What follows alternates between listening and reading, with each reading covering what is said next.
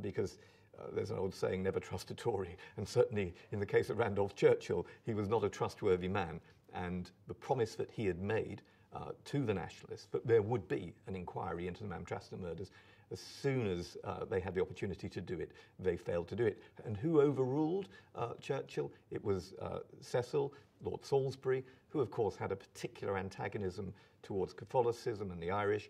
And if you look back into the 19th century and some of the positions that civil servants and people connected with his part of the Conservative Party took, there was an intrinsic hatred of Ireland.